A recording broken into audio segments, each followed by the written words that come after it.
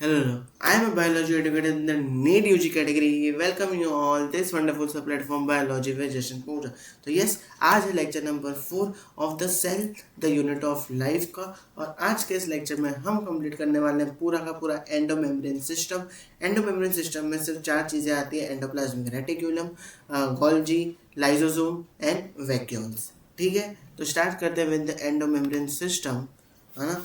तो आज है lecture number 4 starting with endomembrane system. hmm, Endomembrane system.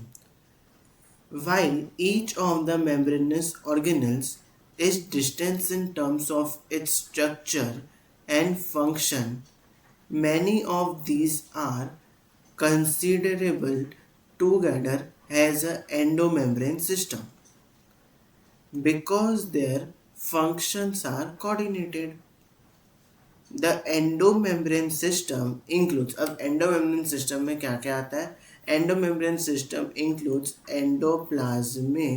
Endoplasmic reticulum ER, Golgi complex, lysosome and vacuoles. ये सब क्या आते हैं? एंडोमेम्ब्रेन सिस्टम के अंदर आते हैं। क्या क्या? Endoplasmic reticulum, Golgi complex, lysosome and vacuoles. क्यों? क्योंकि इनका जो फंक्शन है वो कैसा होता है? कोऑर्डिनेटेड होता है। लेकिन अगर मैं बात करूं, since the function of mitochondria, chloroplast, peroxisome, इनका जो फंक्शन होता है आर नॉट कोऑर्डिनेटेड। इनका फंक्शन कोऑर्डिनेटेड नहीं होता है with the above components. These are not considerable as a part of the endomembrane system. तो एंडोमेम्ब्रेन सिस्टम में क्या क्या आते हैं? एंडोप्लाज्मिक रेटिक्यूलम आता है, गोल्जी आता है, लाइसोसोम आता है और क्या आता है? वैक्यूल आता है। और इन चारों का जो फंक्शन है वो कैसा रहता है? कोऑर्डिनेटेड होता है। माइटोकॉन्ड्रिया, क्लोरोप्लास्ट, पेरोक्सिसोम वो एंडोमेम्ब्रेन सिस्टम में कंसीडर नहीं होते हैं। क्यों? क्योंकि इनका जो फंक्शन है वो कोऑर्डिनेटेड नहीं होता है। ठीक है। फिर अगर मैं बात करूँ एंडोमेम्ब्रेन सिस्टम की, तो इसके अंदर क्या क्या आता है? एक आता है गोल्जी, फिर आता है ईआर, फिर आता है लाइसोसोम एंड आता है वैक्यूल। क्या क्या आता है? गोल्जी, एंडोप्लाज्मिक रेटिक्यूलम, फिर आता है लाइसोसोम एंड देन वैक्यूल। ये 4 चीज़ें आती हैं। सबसे पहले स्टार्ट करते हैं विथ किससे? सबसे पहले स्टार्ट करते हैं विथ एंडोप्लाज्मिक रेटिक्यूलम से। ठीक है। तो the endoplasmic reticulum ER, electron microscope studies of of eukaryotic cell reveal the presence of network of reticulum of tiny tubular structure scattered in the cytoplasm. जब इलेक्ट्रॉन माइक्रोस्कोप आया, जब electron microscope का invention हुआ, फिर उसकी मदद से जब हमने यूकैरियोटिक सेल के साइटोप्लाज्म को देखा तो उधर एक ऐसा स्ट्रक्चर प्रेजेंट था। कैसा कैसा प्रेजेंट था? प्रेजेंस ऑफ नेटवर्क और reticulum of tiny tubular structure scattered in the cytoplasm. This is called endoplasmic reticulum ER. Since ER divides the, अभी ये जो ER है endoplasmic reticulum है, since ER divides the intracellular space into two distant compartment, that is luminal inside ER, luminal मतलब ER के अंदर, और एक होता है एक्स्ट्रा ल्यूमिनल, बोले तो बाहरों का साइड। एक और दो में डिवाइड करता है ये, luminal and extra luminal. The ER often shows the ribosome attach to the outer surface. एक फिर ER क्या होता है? 2 टाइप के ER होते हैं। ठीक है, एक होता है रफ, एक होता है स्मूथ। रफ कौन सा होता है? जिसके ऊपर राइबोसोम प्रेजेंट होता है। स्मूथ कौन सा होता है? जिसके ऊपर राइबोसोम प्रेजेंट नहीं होते। तो ये वही बोल रहा है, कुछ ER होते हैं often show ribosome attached to their outer surface. The endoplasmic reticulum bearing ribosomes on their surface is called rough endoplasmic reticulum. तो जो एंडोप्लाज्मिक रेटिक्यूलम के ऊपर राइबोसोम प्रेजेंट है, हम उसको क्या बोलते हैं? रफ एंडोप्लाज्मिक रेटिक्यूलम बोलते हैं। ठीक है। और एक होता है in the absence of ribosome, मतलब जिसके ऊपर राइबोसोम प्रेजेंट नहीं है, in the absence of ribosome they appear smooth and are called smooth endoplasmic reticulum. तो मैंने बोला ना दो टाइप के होते हैं, एक जिसके ऊपर राइबोसोम प्रेजेंट होएगा वो रफ एंडोप्लाज्मिक रेटिकुलम, और एक होता है जिसके ऊपर राइबोसोम प्रेजेंट नहीं होता है वो क्या होता है, स्मूथ एंडोप्लाज्मिक रेटिकुलम। अब जो रफ एंडोप्लाज्मिक रेटिकुलम है RER is frequently observed in the cell actively involved in a protein synthesis। क्या काम करता है वो रफ वाला, प्रोटीन सिंथेसिस का काम करता है मतलब प्रोटीन बनाने का काम करता है। And secretion, they are extensive and continuous with the outer membrane of the nucleus. अभी जो न्यूक्लियस होता है उसमें दो मेम्ब्रेन होते हैं, जो आउटर मेम्ब्रेन होती है न्यूक्लियस की वहाँ से निकलता है एंडोप्लाज्मिक रेटिकुलम, और जो outer membrane of the nucleus से निकलता है वो कैसा होता है, रफ एंडोप्लाज्मिक रेटिकुलम होता है। फिर the smooth endoplasmic reticulum is the major site of, फिर स्मूथ कौन होता है जिसके ऊपर राइबोसोम प्रेजेंट नहीं है, वो क्या करता है, वो क्या बनाता है, is a major site of synthesis of lipid. क्या करेगा, लिपिड बनाएगा। In animal cell, lipid like steroidal hormones are synthesized। और क्या करेगा साथ में, लिपिड के साथ साथ steroidal hormones are synthesized in smooth endoplasmic reticulum। ठीक है, फिर उसके बाद नोट्स बनाते हैं। प्लीज़ ये साथ में कॉपी कर लो, मैं टाइम दे रहा हूँ, जब तक मैं एक्सप्लेन कर रहा हूँ साथ साथ में लिखते भी जाओ, ठीक है, तो अच्छे से समझ आता है उससे। तो अब बात करते हैं एंडोप्लाज्मिक रेटिकुलम की। तो अब जो ये एंडोप्लाज्मिक रेटिकुलम है ये कैसा होता है, ये होता है ट्यूबुलर। कैसा होता है ये, tubular and scattered in cytoplasm. Scattered in cytoplasm. Okay. अब अगर बात करूं इसके डायग्राम की, तो देखो ये क्या है, न्यूक्लियस। न्यूक्लियस के आउटर सरफेस से क्या निकल रहा है, ER निकल रहा है। जो न्यूक्लियस के आउटर सरफेस से निकलता है वो क्या होता है, स्मूथ एंडोप्लाज्मिक रेटिकुलम होता है ना। फिर आगे जाके क्या बना देता है, ट्यूबुलर स्ट्रक्चर बना देता है जिसके ऊपर राइबोसोम प्रेजेंट नहीं होते हैं, तो वो क्या होते हैं, स्मूथ एंडोप्लाज्मिक रेटिकुलम होते हैं। ठीक है, जो अंदर वाली स्पेस है उसको हम क्या बोलते हैं, ल्यूमिनल बोलते हैं। जो बाहर वाली स्पेस है उसको हम क्या बोलते हैं, एक्स्ट्रा ल्यूमिनल बोलते हैं। रफ एंडोप्लाज्मिक रेटिकुलम में क्या प्रेजेंट है, मेरे राइबोसोम प्रेजेंट है। क्या फॉर्म करता है ये, ऐसे ऐसे फोल्डिंग होती है जिसको हम क्या बोलते हैं, क्रिस्टे। और ये क्या बनाते हैं, प्रोटीन बनाते हैं। तो क्या, प्रोटीन सिंथेसिस, क्या प्रोटीन का सिंथेसिस करता है, प्रोटीन बनाता है। और जो स्मूथ एंडोप्लाज्मिक रेटिकुलम होता है वो क्या बनाता है, लिपिड बनाता है, स्टेरॉयडल हार्मोन्स बनाता है, और क्या करता है, डिटॉक्सिफिकेशन ऑफ द ड्रग्स। क्या करता है, और डिटॉक्सिफिकेशन ऑफ द ड्रग्स। और साथ साथ में क्या बनते हैं, वेसिकल्स भी बनते हैं।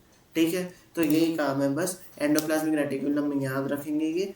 ठीक है, दो टाइप के होते हैं, एक के ऊपर राइबोसोम प्रेजेंट होता है, एक के ऊपर राइबोसोम एब्सेंट होता है। जिसके ऊपर प्रेजेंट होता है उसको बोलेंगे रफ एंडोप्लाज्मिक रेटिकुलम, जिसके ऊपर प्रेजेंट नहीं होता है उसको बोलेंगे smooth endoplasmic reticulum. And then उसका ये फंक्शन। ठीक है, फिर नेक्स्ट पे बात करते हैं जिसका नाम है, सेकेंड पे बात करते हैं तो जिसका नाम है गोल्जी। अभी गोल्जी कॉम्प्लेक्स को देखते हैं, गोल्जी अपैरेटस। सबसे पहले साइंटिस्ट आए थे जिनका नाम क्या था, कैमेलियन गोल्जी। क्या नाम था, कैमेलियन गोल्जी। कभी आए थे, 1898 में आए थे। First observe densely stained reticular structure near the nucleus. इनने सबसे पहले ऑब्जर्व किया था क्या, densely stained reticular structure nucleus के पास में। These were later named as Golgi body। बाद में इनका क्या नाम रख दिया, गोल्जी बॉडी, आफ्टर हिम। हाँ, मतलब साइंटिस्ट के नाम पे इसका नाम रखा है। दे कंस्टेंस, अभी क्या क्या होता है गोल्जी में, they consists many flat disc shape sac और क्रिस्टे ऑफ। जो क्रिस्टे है उसकी साइज कितनी होती है, 0.5 UM तो 1 UM diameter. These are stacked parallel to each other। वो एक दूसरे के ऐसे पैरेलली होते हैं। Varied numbers of cristae are present in Golgi। The Golgi cristae are concentrically arranged near the nucleus। किधर अरेंज होता है, concentrically arranged near the nucleus with distant convex cis or the forming phase and the concave trans or the maturing phase। मतलब जो nucleus के पास होता है वो कौन सा होता है, कॉन्वेक्सिस, कॉन्वेक्सिस और द फॉर्मिंग फेस, और फिर बन बन के जहां से निकलता है उसको बोलते हैं कॉनकेव ट्रांस और द मैच्योरिंग फेस। ठीक है। The cis and trans face, अभी जो सिस और जो ट्रांस फेस है of the organelle are entirely different, दोनों एंटायरली डिफरेंट है, लेकिन कैसे हैं, इंटरकनेक्टेड है, लेकिन कैसे है, इंटरकनेक्टेड है। ठीक है। The Golgi apparatus principally perform the function of packing। जो गोल्जी apparatus होता है वो क्या परफॉर्म करता है, पैकिंग का काम करता है। क्या काम करता है, पैकिंग का काम करता है। Packing material to be deliver, अब पैकिंग करेगा मटेरियल का, फिर वो जो डिलीवर है, deliver either to the intra cellular, या सेल के अंदर ही कोई टारगेट है उसको डिलीवर करेगा, either to the intra cellular targets, और एक्सक्रीटेड आउटसाइड द सेल, या फिर सेल के बाहर डाल देगा। Materials to be packed in the form of vesicles forms the ER fuse with the cis face. हाँ, मटेरियल्स कहाँ से बने, ईआर से बने। अभी जो ईआर है, एंडोप्लाज्मिक रेटिकुलम है, वो क्या बनाता है, प्रोटीन बनाता है और लिपिड बनाता है। गोल्जी का क्या काम है, प्रोटीन और लिपिड का पैक करना। तो जो ईआर से मटेरियल बनता है वो किसके साथ फ्यूज होता है, with the cis face, Golgi के सिस फेस के साथ फ्यूज होता है, fuse with cis face of the Golgi apparatus and move towards the maturing phase। This explain why the Golgi, यही एक्सप्लेन करता है कि क्यों Golgi apparatus remain in close association with the endoplasmic reticulum.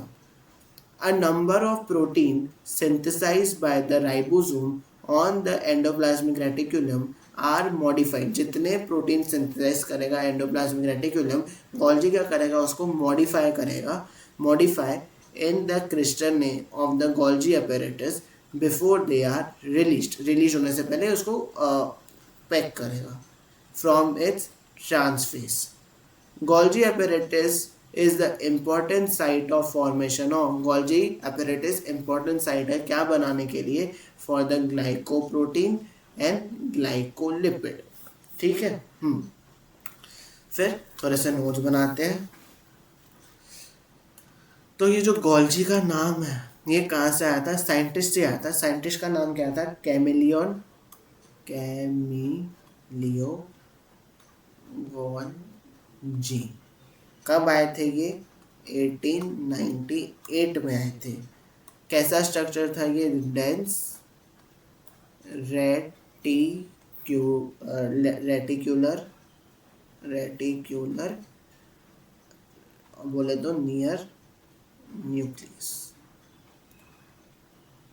Nucleus के पास में प्रेजेंट था। Size की बात करूं तो साइज कितना होता है, 0.5 UM to 1 UM। Reticular network होता है, कैसा, रेटिकुलर नेटवर्क। ओके। और ये कॉन्सेंट्रिकली अरेंज करता है। इसके अरेंजमेंट कैसे होते हैं, कॉन्सेंट्रिक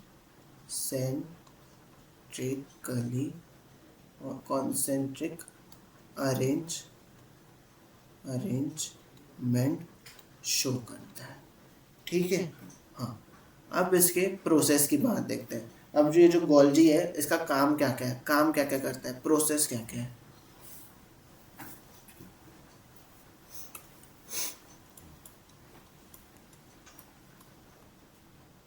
अगर इसकी प्रोसेस की बात करें, है ना, एक सेकेंड, वाइट से ज़्यादा अच्छा है।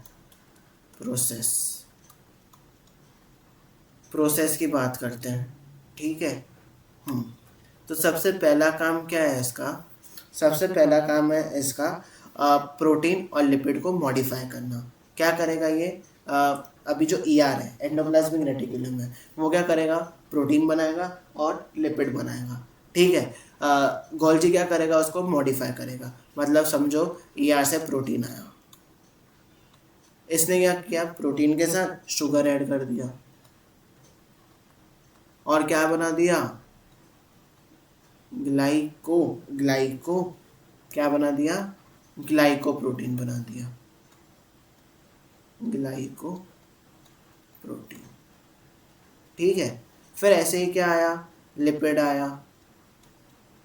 हाँ, लिपिड के साथ शुगर ऐड कर दिया और क्या बनाया, ग्लाइको लिपिड बना दिया, है ना। यस, एक तो काम ये करता है, प्रोटीन और लिपिड को मॉडिफिकेशन करता है। दूसरा क्या काम है इसका, पैकिंग का काम है।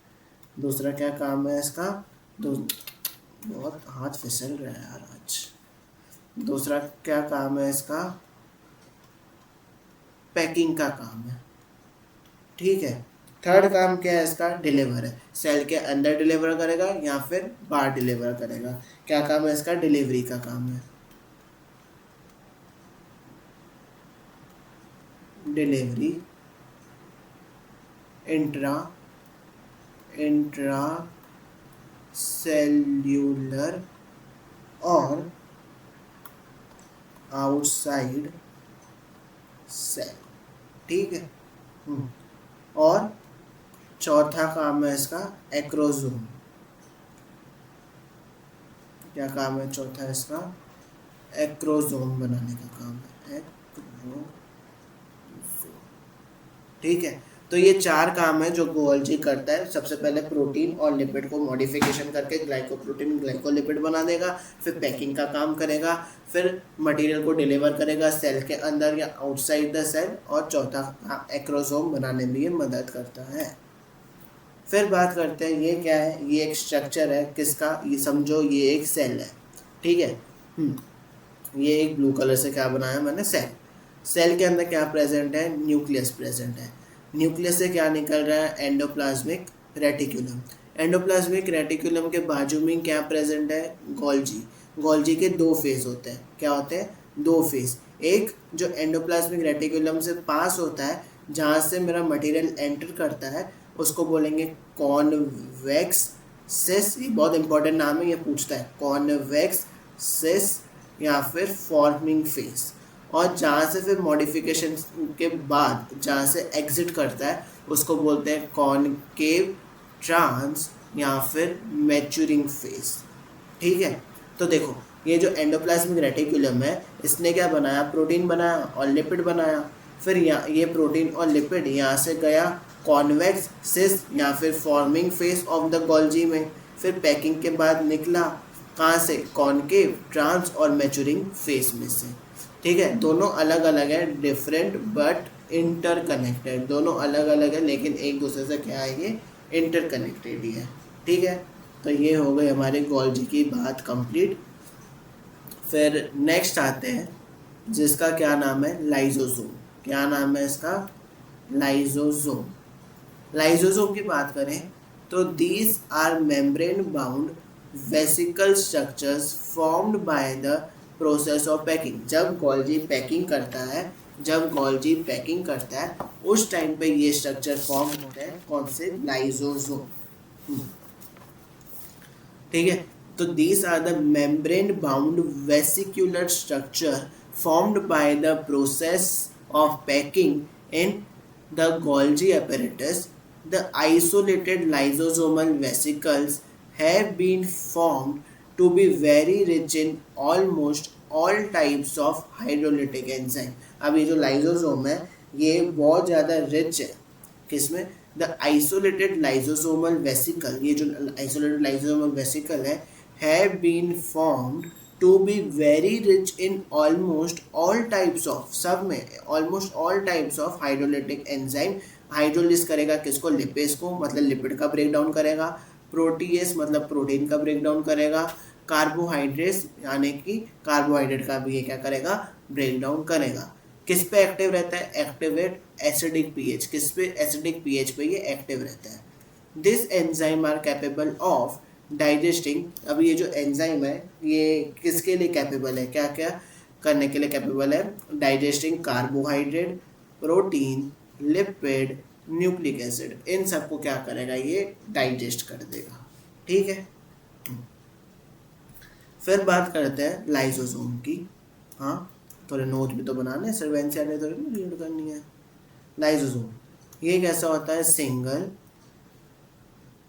लेयर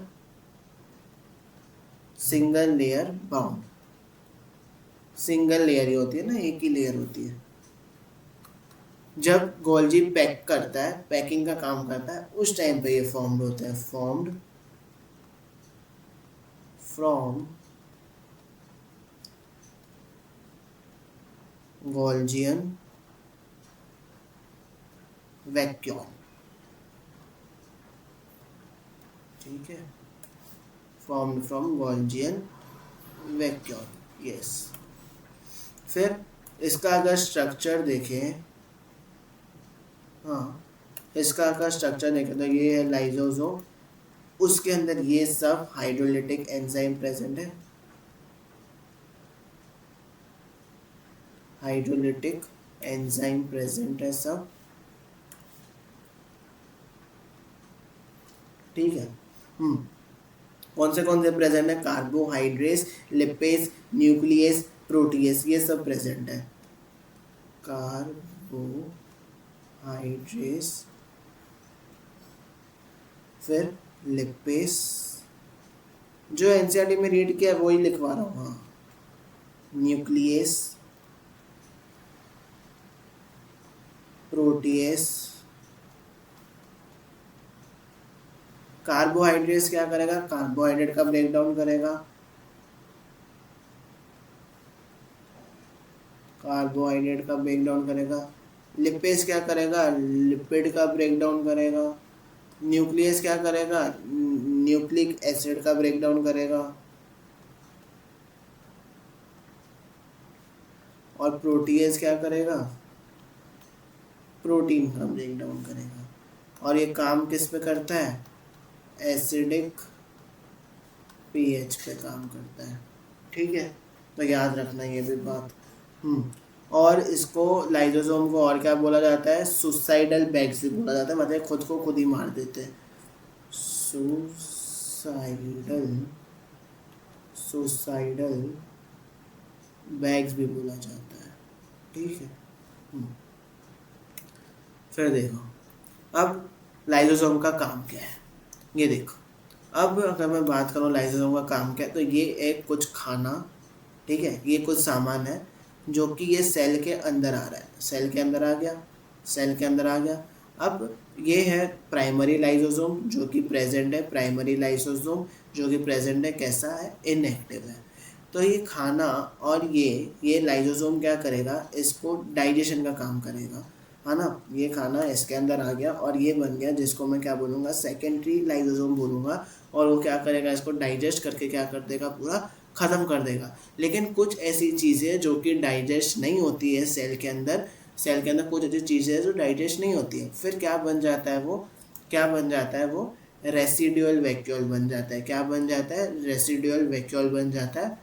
फिर उसको हम लोग क्या करते हैं, एक्सोसाइटोसिस करते हैं। एक्सोसाइटोसिस का मतलब होता है उसको सेल से बाहर फेंक देते हैं। अगर नहीं करेंगे ये काम तो फिर अलग अलग प्रॉब्लम्स होगी, ठीक है। तो जो डाइजेस्ट नहीं हो रहा है क्या बन जाता है, उसका एक रेसिडुअल वैक्यूल बन जाता है और उसका क्या होता है, फिर एक्सोसाइटोसिस होता है, ठीक है। फिर लास्ट टॉपिक की बात करते हैं जिसका नाम क्या है, वैक्यूल। बस ये लास्ट टॉपिक है, ठीक है। वैक्यूल की बात करते हैं। The vacuole is the membrane bound shape found in the cytoplasm. It contain, है ना, ये जो वैक्यूल है, is the membrane bound shape formed in the cytoplasm. It contain, क्या क्या कंटेन करता है कि it contain water, sap, excretory product and other material not useful for the cell. क्या क्या कंटेन करता है ये, वाटर, सैप, एक्सक्रीटरी प्रोडक्ट और वो वैसा मटेरियल जो कि सेल के लिए यूज, मतलब ऐसा समझ लो कि एक स्टोर हाउस के जैसे, स्टोर रूम के जैसा है। जैसे हमारे घर पे भी क्या होता है, स्टोर रूम बने हुए रहते हैं, जो काम की चीज़ें नहीं होती है वो हम स्टोर रूम में रख देते हैं, है ना। तो सेल के अंदर भी अगर कुछ काम की चीज़ें नहीं है तो वो किसके अंदर रख देता है, वैक्यूल के अंदर रख देता है। तो वही तो बोल रहा है, है ना. The vacuole is the membrane bound space found in the cytoplasm. It contain, क्या क्या कंटेन करता है, water, SAP, excretory product and other material not useful for the cell. The vacuole is bounded by the single membrane called the tonoplast. अब ये जो vacuole है वो किससे बाउंड होती है, by the single membrane जिसका क्या नाम है, tonoplast. क्या नाम है, tonoplast. In plant cell the vacuole can occupy 90%. किसमें, प्लांट सेल में वैक्यूल 90% जगह कवर करता है, 90% of the volume of the cell. In plants the tonoplast facilitate the transport of number of ions and other material against concentrated gradient. अभी plants में क्या होता है, in plants the tonoplast facilitate the transport of number of ions. समझ लो क्या, चलो आगे समझा दो ये मैं. In plants the tonoplast facilitate the number of in plants the tonoplast facilitates the transport of number of ions and other material against concentration gradient into the vacuole. Hence their concentration is significantly higher in the vacuole than the cytoplasm. In amoeba contractile vacuole is important for, amoeba में contractile vacuole important है for osmoregulation and secretion. In many cells as in protist, food vacuoles are formed by infulging the food particles. ठीक है, तो amoeba में, in amoeba the contractile vacuole is important. Amoeba में contractile vacuole बहुत important होता है, किसके लिए, for osmoregulation and secretion के लिए. In many cells as in protist food vacuoles are form. क्या होते हैं, फूड वैक्यूल बनते हैं, कैसे बनते हैं, बाय इनफल्गिंग द फूड पार्टिकल्स. अब समझाता हूँ अच्छे से. एनसीईआरटी रीड हो गया, अब अच्छे से वैक्यूल की बात करते हैं. ठीक है, तो बात करते हैं किसकी, अब वैक्यूल्स की.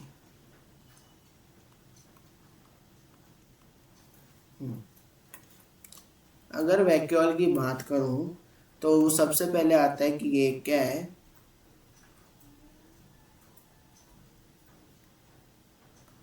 सिंगल मेम्ब्रेन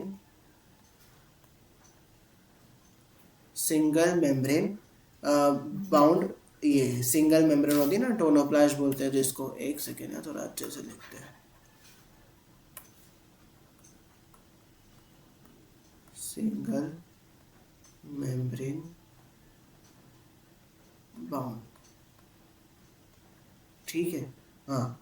और इसके अंदर क्या क्या प्रेजेंट होता है, वाटर प्रेजेंट होता है, सैप प्रेजेंट होता है, और एक्सक्रीटरी वेस्ट एक्सक्रीटरी